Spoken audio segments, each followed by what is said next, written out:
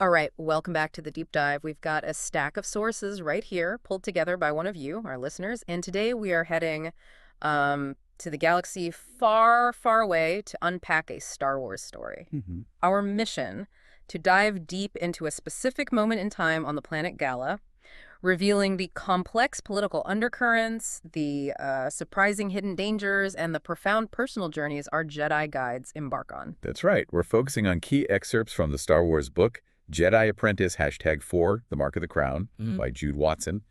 This book puts us right on Gala during a critical transition seen primarily through the eyes of Qui-Gon Jinn and a very young 13-year-old Obi-Wan Kenobi. And it's a dive filled with intrigue. You've got a dying queen, an heir who doesn't want the throne, layers of secret corruption, unlikely alliances, and, well, some serious questions about what kind of legacy you leave behind. So to start, let's talk about first impressions on A New World. Why does the source spend time describing Qui-Gon and Obi-Wan just stepping off their transport, and why does Qui-Gon choose not to take the waiting royal speeder? It's right there at the very beginning, and it's significant, yeah. Queen Veda sends a transport ready to whisk them to the palace. But Qui-Gon, politely says no thank you. He insists they'll walk. And Obi-Wan, even at 13, he kind of understands why, right? It's a fundamental Jedi principle, isn't it? Attuning to the planet the moment your feet touch the ground. Exactly. The source highlights that for a Jedi, the mission starts the instant they arrive. Every sense, sight, smell, sound, touch, it's all engaged. It's about using the Force to connect with the new environment, to perceive things beyond the surface. It's even said masters can sometimes sense to the end of a mission just by taking those first steps. Which is an incredible idea, like feeling the destination before you even start the journey. Okay, so Obi-Wan isn't quite there yet. What does he sense as they walk into Galu, the capital city? He feels these dark tremors rippling under the calm surface. He notes that any success they might find here will feel hard-won and far from assured. Visually, Galu is described as built on 3 hills, with the gleaming white palace on the tallest one. Looks serene from a distance. So the source establishes this immediate contrast. You've got the outward appearances of peace and beauty, but this deep underlying sense of unrest that only the Jedi can really feel. Right, that palpable unease tells them something fundamental is wrong. And the sources quickly reveal the core cause of that tension. Gala is undergoing a massive political transformation. After 1,000 years, the Tala dynasty, led by Queen Veda, is holding elections. 1,000 years of hereditary rule ending. That's huge. And the source makes it clear this isn't some sudden burst of democratic idealism, is it? Qui-Gon observes that the queen made the right decision, but the reason was the great danger of a civil war. Precisely. The monarchy's power had eroded significantly after the death of King Cana. Corruption was rampant within the council and the governors. The powerful families held sway. The queen saw the planet teetering on the brink of conflict and essentially conceded to the people's demands for elections to try and avert, well, total disaster. So the election is less a celebration of freedom and more a desperate attempt to prevent chaos. And they see the immediate impact of this tension almost instantly, don't they? Oh, yes. Before they even reach the palace, they walk straight into clashing political rallies. Supporters of Decabrun versus supporters of Wheela Prami yelling slogans, and the Force describes it escalating into actual physical violence. Someone tripped and smashed him on the head. Wow. That's intense right there in the street. And Qui-Gon's observation really nails it. The road to democracy can be a rough one. On Gala, it seems rougher than most.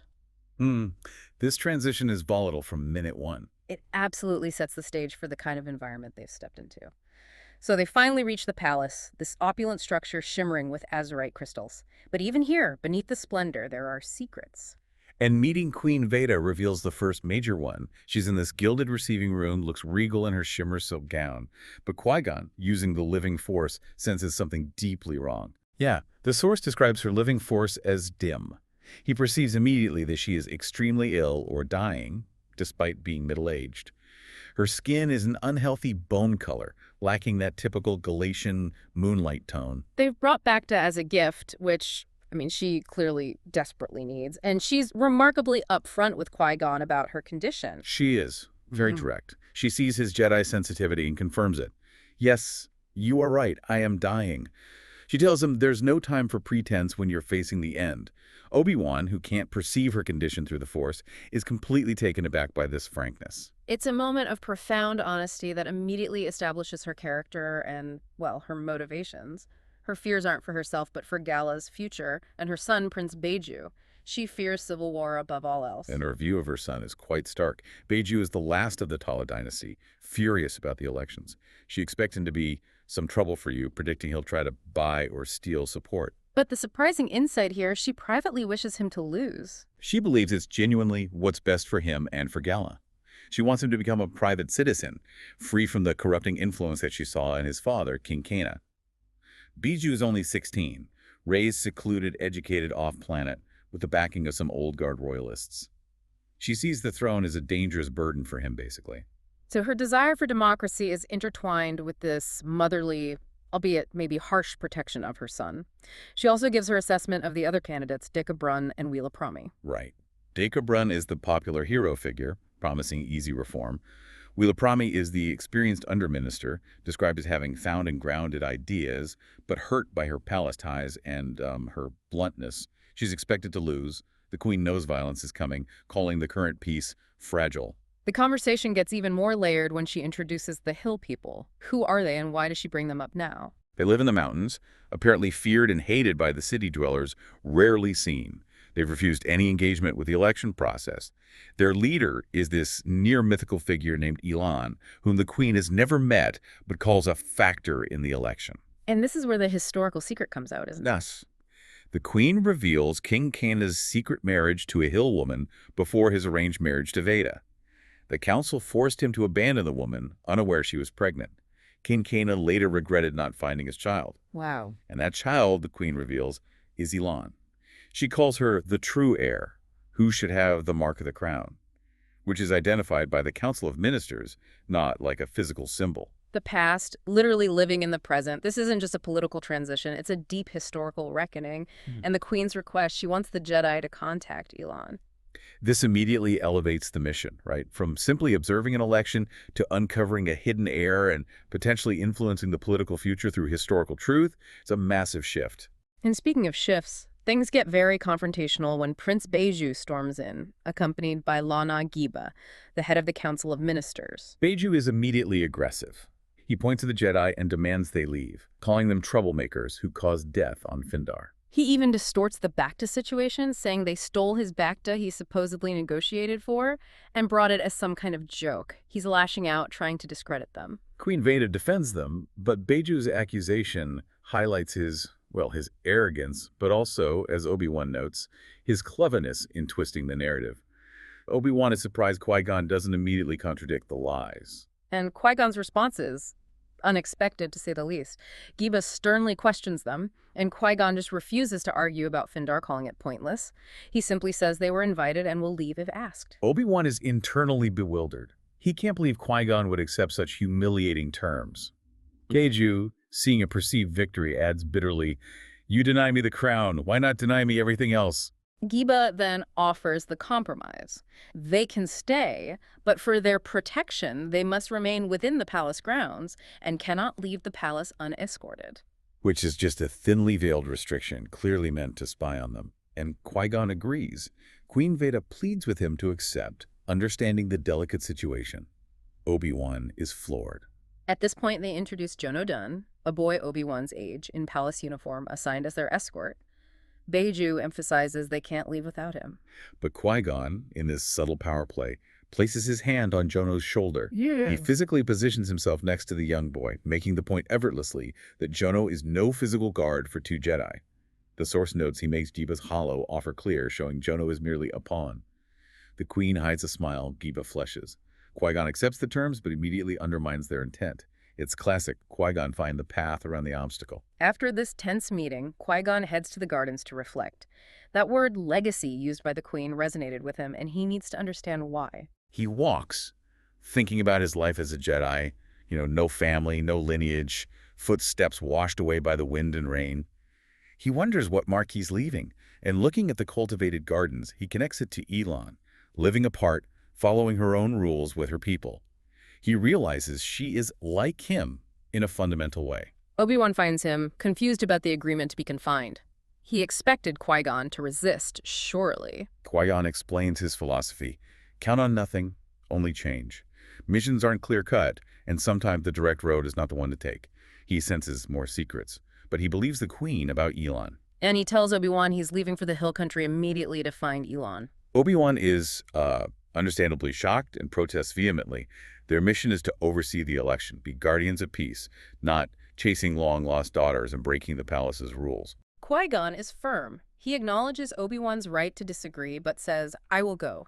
He believes Elon must be persuaded in person, must see the truth in my eyes. His instructions to Obi-Wan are basically to pretend he's still there, meditating, or in the gardens, which Obi-Wan sees as an impossible task. So while Qui-Gon heads off, Obi-Wan is left to play this difficult role in the palace. He spends days disarranging Qui-Gon's room, lying to Jono, feeling increasingly isolated. He notices Beju and Giba seem relieved Qui-Gon isn't focusing on the elections. And Jono, his assigned escort, actually becomes a friend. He walks with Obi-Wan, shares stories of Galu and his hero, Decabran. And Jono never asks about Qui-Gon, respecting Obi-Wan's deception through his silence, and Obi-Wan values that. It highlights the story's theme about finding unexpected trust and connection. And this time alone in the palace forces Obi-Wan to confront his own feelings about the Jedi Code and family. Jono talks about his family constantly, and Obi-Wan, who gave up the concept of family for his destiny, finds himself envying those strong ties. He wonders if his choice was right, if the code feels abstract compared to ties of blood.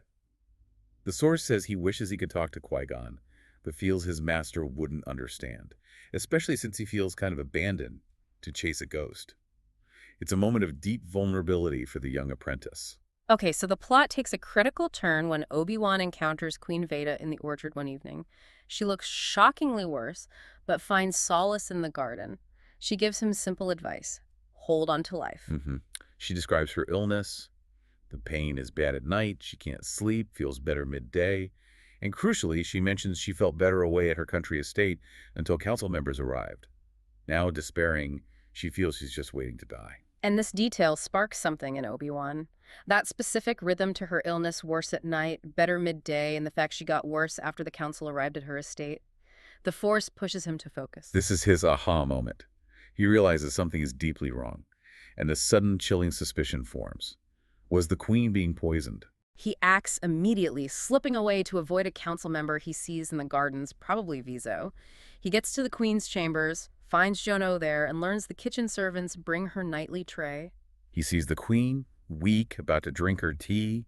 He notes the cup is cold. Acting purely on instinct and that sudden, force-fueled suspicion, he knows he needs a sample. He helps her up, takes the tray, and slips out when she's not looking.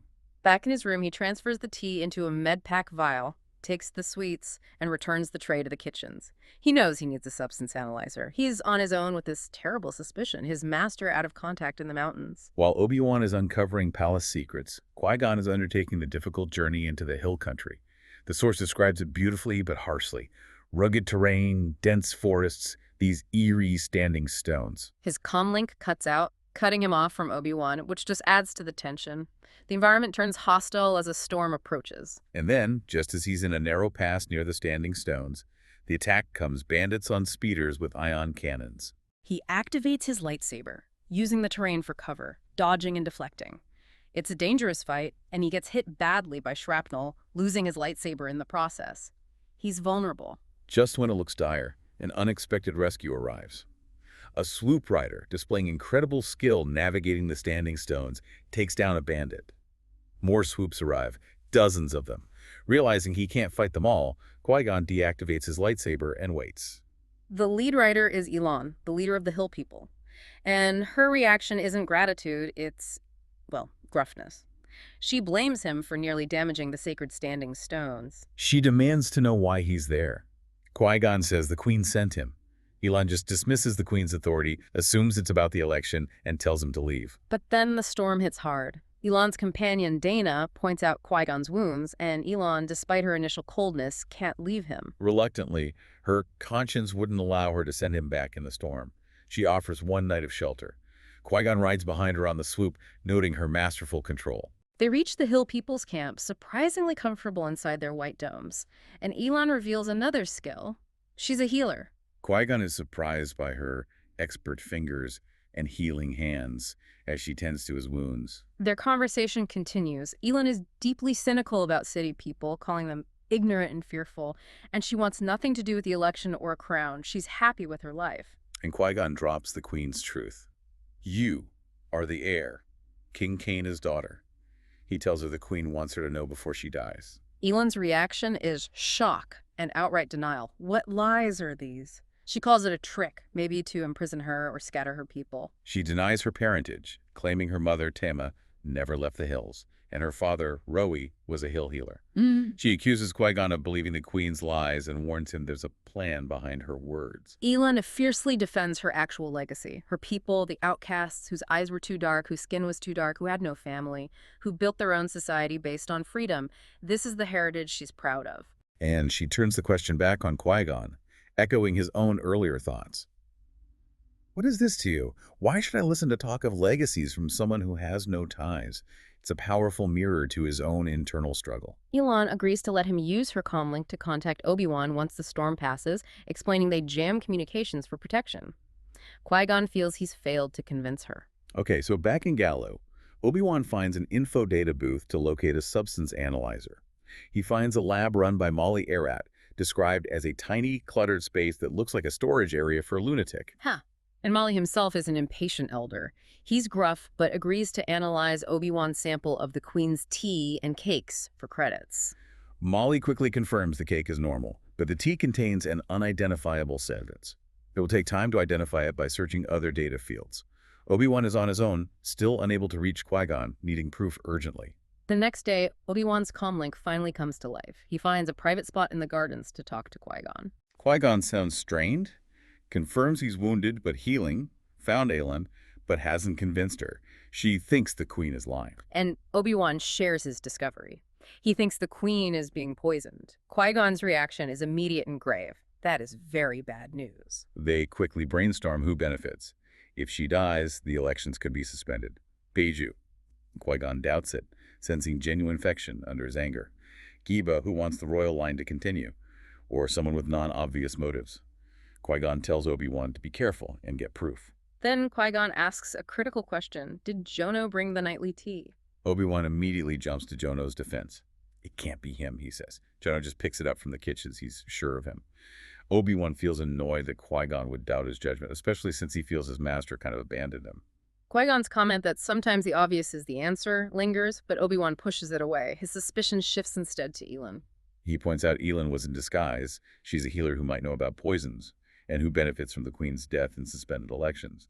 The potential heir, Elan. Qui-Gon dismisses this as quite a jump in logic, stating she didn't know she was the heir.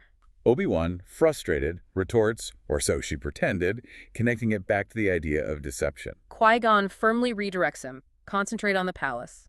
He will handle Elan. The conversation ends, leaving Obi-Wan feeling his judgment isn't trusted.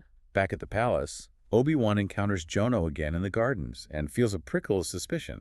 Had Jono been close enough to hear his comlink conversation with Qui-Gon, he wonders if Jono is a spy after all. He realizes he can't wait for Molly Erat's results. He doesn't know how fast the poison works. He rushes to the Queen's chambers and finds her weak, about to drink her tea. Acting purely on instinct, Obi-Wan shouts, "No," and knocks the cup away. The Queen notes it was a betrothal gift, a seemingly minor detail from the source that adds a layer of sadness to the moment. Obi-Wan blurts out his suspicion. I think you're being poisoned, Queen Veda. He admits he has no proof yet, but pleads with her to stop consuming prepared food and drink. Just then, Prince Beju and Giba enter. Beju immediately calls Obi-Wan a liar, accusing him of trying to discredit the palace. Giba jumps on Qui-Gon's absence, calling him capable of anything since he broke their agreement. Obi-Wan points out their lack of concern for the Queen's visible decline. Beju dismisses it. To explain Qui-Gon's whereabouts, Obi-Wan offers a partial truth. He's gone to the mountains to convince Elan to vote, deliberately omitting the part about Elan's identity to protect the Queen's secret. Beju scoffs, calling it ridiculous, questioning why the Hill people's votes would matter. But then, Queen Veda, drawing on surprising reserves of strength, supports Obi-Wan. He is not lying, Beju. I know it. I asked Qui-Gon to contact Elan. For me. And in a moment of dramatic truth, she reveals everything to Beju, because she is your half-sister. Your father had an early marriage, and a child, abandoned the child. Beju's reaction is pure denial. He calls his mother a liar, refusing to believe his father would act so dishonorably or disgrace the family name. He calls the guards.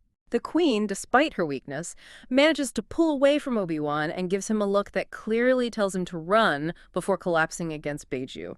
Obi-Wan flees. Outside, he sees the council member Viso, the one in silver robes in the garden. Another piece clicking into place, linking the garden setting to the potential poisoning.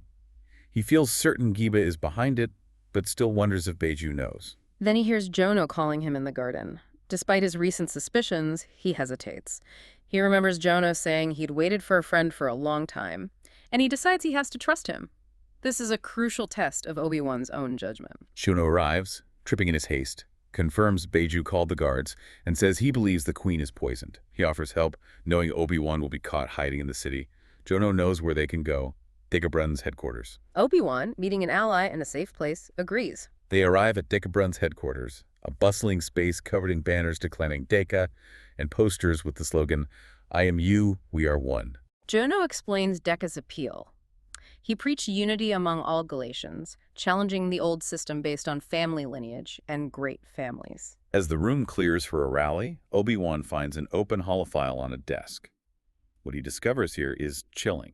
The name Offworld appears. Obi-Wan immediately recognizes it, the ruthless corporation known for exploiting planets, led by Xanatos, Qui-Gon's former apprentice and sworn enemy. He quickly learns that Offworld has made a large sum donation to Dagobron's campaign, funneled through shell companies, directly contradicting Deka's public claims of citizen funding. Then he finds another file, Galatian Mining Corp.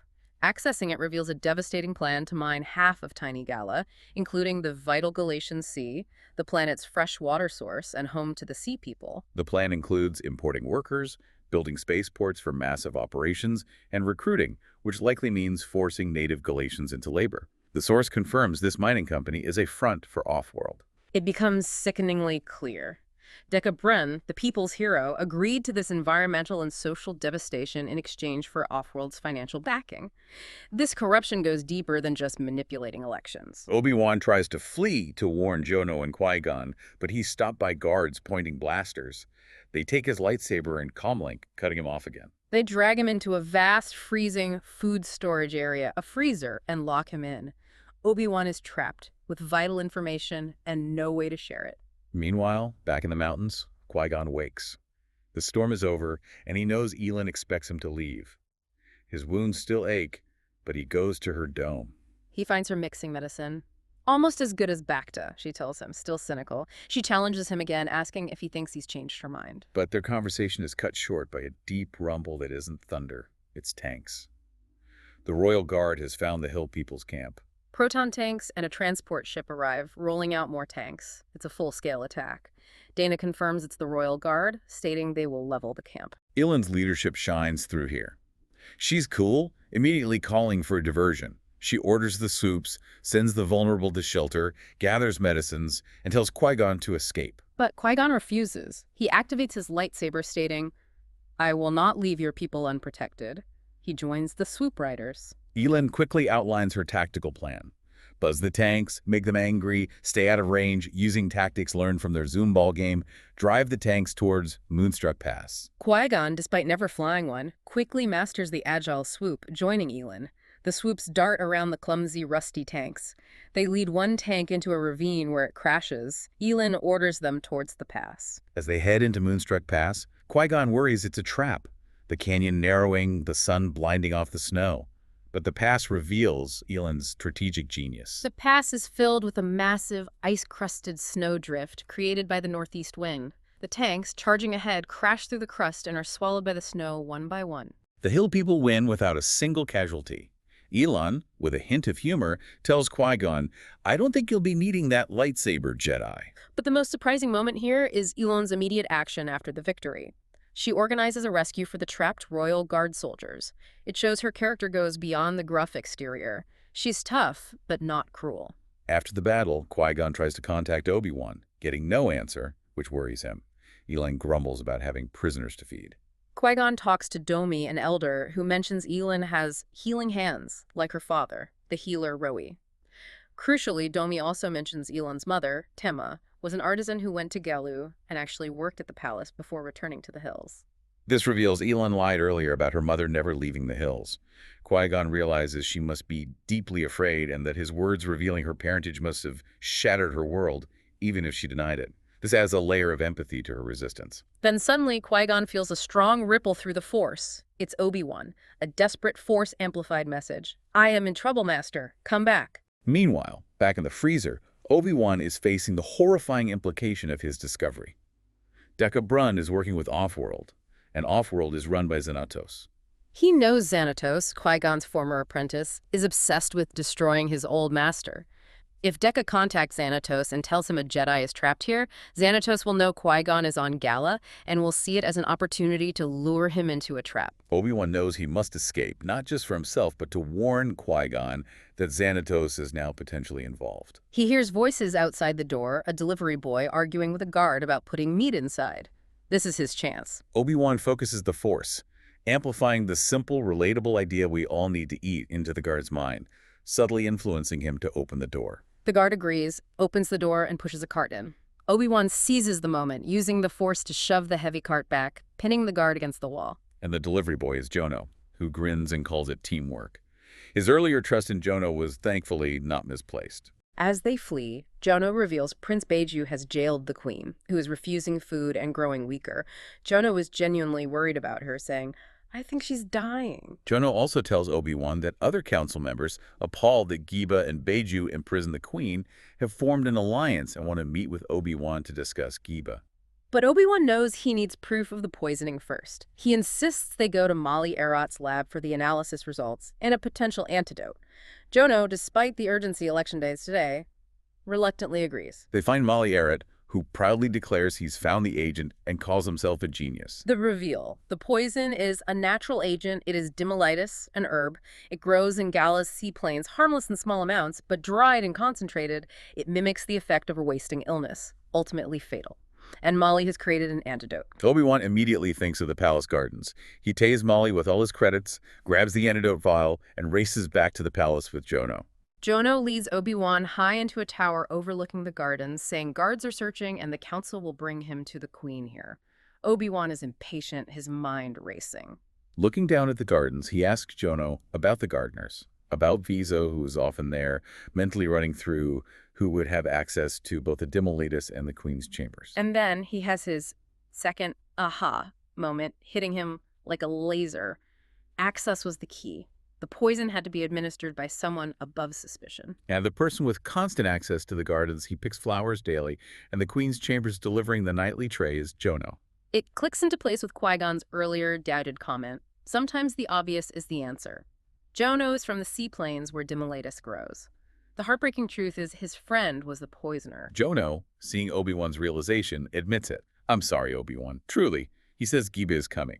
With Giba moments away, Obi-Wan knows he'll be caught.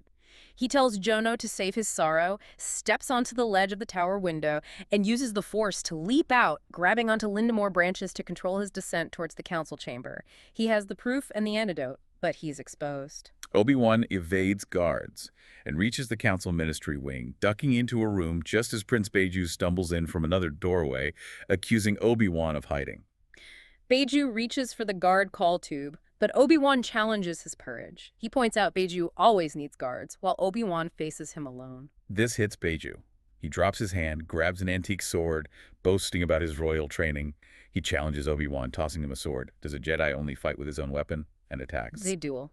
Obi-Wan is wounded, but remembers Yoda's teaching. Doubt in battle there cannot be. Belief there must be. Belief in the Force. He uses the Force, surprising Beju. Beju fights with rage, Obi-Wan with a clear mind despite his aching shoulder. Obi-Wan feels Beju's exhaustion and disarms him, cornering him. At that moment, Vizo, the blind council member, enters and stops the fight, stating Beju will lose. Beju insults Vizo's blindness. Vizo responds with the truth. You have denied the truth for too long. He confirms King Kana and Giba lied to Beju, but his mother did not. And Vizo offers definitive proof, the mark of the crown test. They go to an antechamber with a platform. Beju stands on it, golden light washes over him, but leaves no mark. Vizo explains, there is no mark of the crown on you, my prince. That is for another. Yeah. You are not the heir. Beju doesn't argue. He sinks to his knees, head in his hands, shoulders shaking. Visa murmurs everything he knew has been taken from him. He leaves them alone, telling Obi-Wan to help him. Despite everything, Obi-Wan feels compassion for Beju's shattered world. He reminds Beju his father repented, that regret can be a path forward. He uses a Jedi analogy. To absorb a blow is to begin to recover from it. He asks Beju what he wants now that his identity is gone. Beju is raw, admitting, I don't know what I want anymore. I don't know anything. Obi-Wan urges him to act. He reminds Beju he is still prince, Elend doesn't want the throne. He has a choice. Act like a prince now, rescue his mother, imprison Giba, ensure the elections happen. Beju voices his doubt about Giba, saying he's too smart, he'd have a backup plan to ensure another way to win. But at that moment, shouting erupts from the streets below. They rush to the window and see a sight no one in the palace expected. Hundreds, maybe thousands of people heading down the hill into Gala, herding royal guards, led by a woman with silver hair and crayon. Obi-Wan tells Beju the backup plan is over. The hill people are coming to vote. Qui-Gon and Obi-Wan reunite at the palace gates. Obi-Wan, perhaps a little hysterically, jokes about being unavoidably detained in a freezer. Qui-Gon puts a hand on his shoulder when Obi-Wan confirms Jono's betrayal, simply saying, sorry to hear it. Prince Beju meets them, asking if Elend is with Qui-Gon.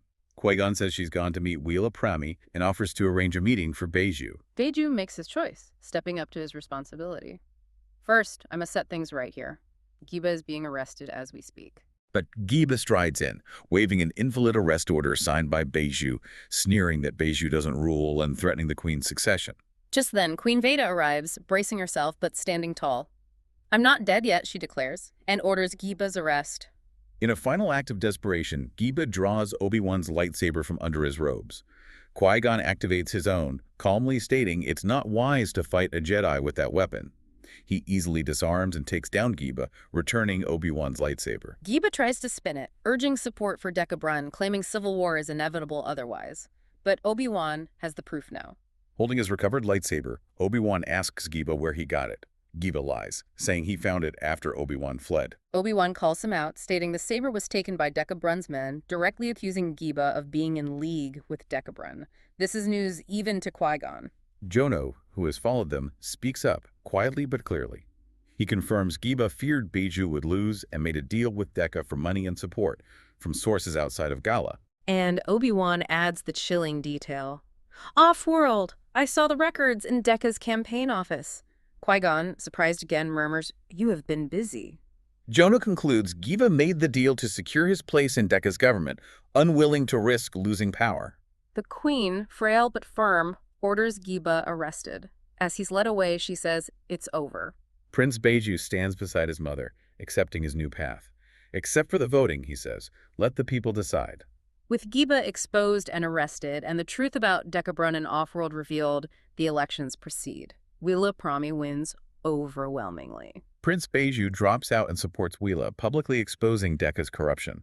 And Aelin, after meeting Wheela, also throws her support behind her, bringing the crucial Hill people's votes to ensure the peaceful transition. The result is a peaceful transition of power and a rare celebration that unites the city and Hill people. The mission is complete. But there's a lingering concern for Qui-Gon. Knowing Xanatos was involved, even indirectly through Offworld, means his old enemy knows the Jedi were on Gala.